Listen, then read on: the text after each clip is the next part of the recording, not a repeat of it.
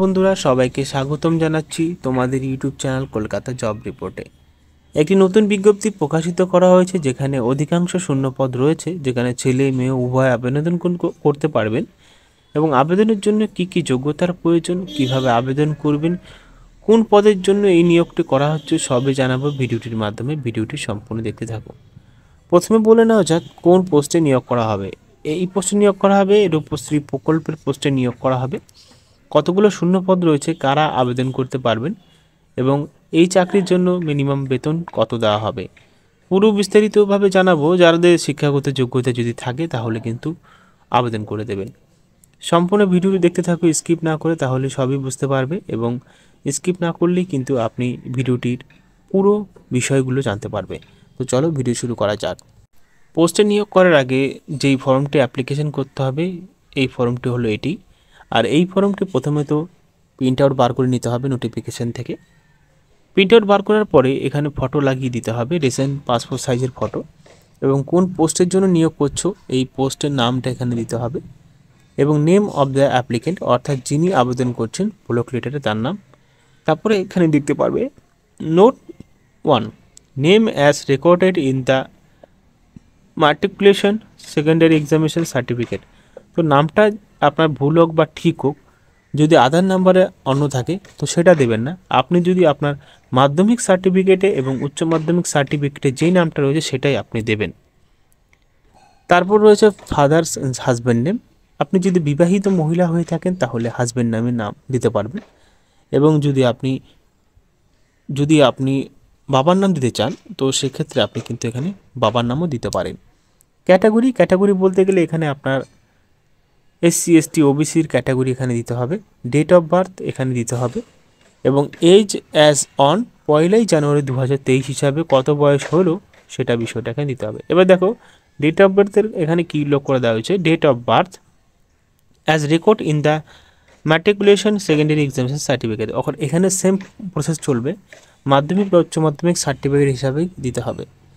Address এখানে দেখতে পাচ্ছ ভিলেজ স্ট্রিট, এখানে তোমাদের পুরো অ্যাড্রেসটা দিতে হবে। যদি কোনো ভিলেজে বসবাস করো সেই ভিলেজের নাম, এবং যদি কোনো মিউনিসিপ্যালিটি এলাকায় বসবাস করছো তাহলে সেই মিউনিসিপ্যালিটি এলাকার নাম। তারপরে ইমেল অ্যাড্রেস, এটা ম্যান্ডেটরি, দিতে নাও পারো।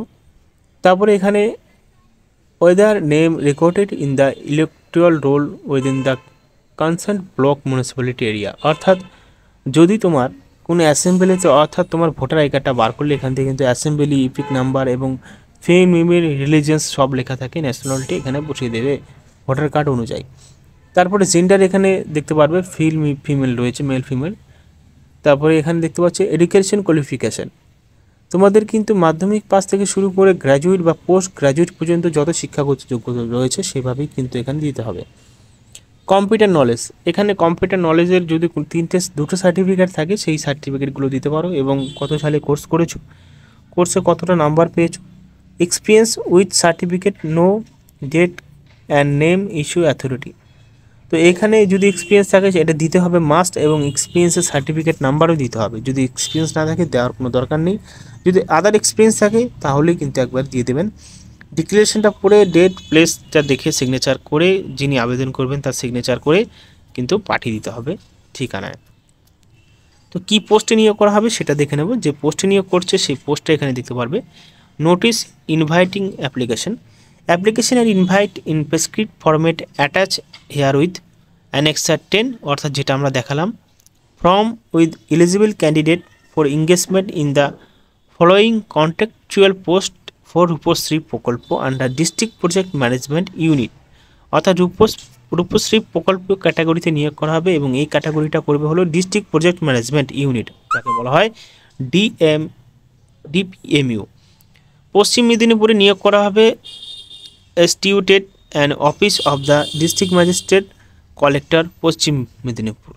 তো দেখতে পাচ্ছ এখানে রূপশ্রী প্রকল্পের আন্ডারে নিয়োগ করা হবে এবং ক্যাটাগরি রয়েছে। Name of the post accountant পদে নিয়োগ করা হবে রূপশ্রী প্রকল্পের, বেতন দেওয়া হবে 15,000 টাকা। পোস্ট রয়েছে একটি এবং ক্যাটাগরি শুধুমাত্র শিডিউল কাস্টরাই আবেদন করতে পারবেন। 1 বছরের জন্য কন্ট্রাকচুয়াল নিয়োগ করা হবে। পরবর্তীকালে যদি তোমাদের ভালো লাগে এদের কাজ তাহলে কিন্তু রেখে দেওয়া হয়। বয়স 18 থেকে 40 বছরের মধ্যে অ্যাপ্লাই করা যাবে, এবং দেখতে পাচ্ছ as is recorded only the মাধ্যমিক পাসের সার্টিফিকেট হিসাবেই কিন্তু এই বয়সটি ধার্য করা হবে। সিরিয়াল কাস্টের জন্য আলাদা করে ছাড় দেওয়া হবে, অর্থাৎ 5 ইয়ার দেখতে পাচ্ছ। রেসিডেন্টিয়াল কোয়ালিফিকেশন যারা আবেদন করবেন তাদের এখানে বলা হয়েছে তারা কিন্তু applicant must be a citizen of India. Resident প্রুফের জন্য আধার কার্ড, ইপিক কার্ড লাগবে, অর্থাৎ ভারতবর্ষের নাগরিক হলেই কিন্তু আবেদন করতে পারবেন।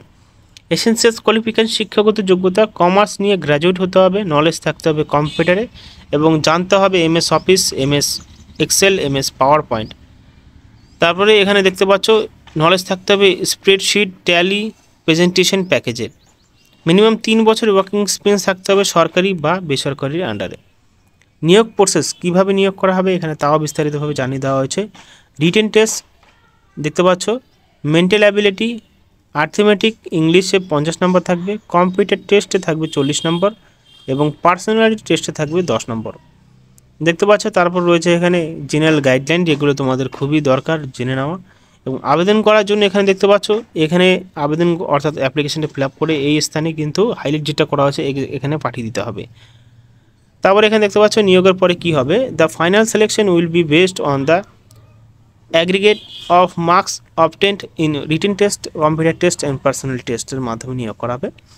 The date, time, venue of the examination will be displayed in the website, অর্থাৎ ওয়েবসাইটের মাধ্যমে কোথায় পরীক্ষা হবে সেটা জানিয়ে দেওয়া হবে, অর্থাৎ অ্যাডমিট কার্ডের সময়সূচি ওখানে থাকবে। তারপরে mere application does not confer any right to be called for the examination and got select for the post, অর্থাৎ যদি নিয়োগ করা হয় এবং যদি সে চাকরিটা পাবে সে কিন্তু ডাকবে। Shortlist candidate for the interview, অর্থাৎ শর্টলিস্টের মাধ্যমে ইন্টারভিউতে ডাকবে এবং ইন্টারভিউর সময় যেই সমস্ত ডকুমেন্ট নিয়ে যেতে হবে সব সেলফ অ্যাটেস্টেড কপি নিতে হবে এবং অরিজিনাল নিতে হবে। Identity proof, academic qualification, caste সার্টিফিকেটের প্রুফ এবং date birth certificate, knowledge, computer এগুলো নিয়ে যেতে হবে এবং এক্সপিরিয়েন্স সার্টিফিকেট নিয়ে যেতে হবে।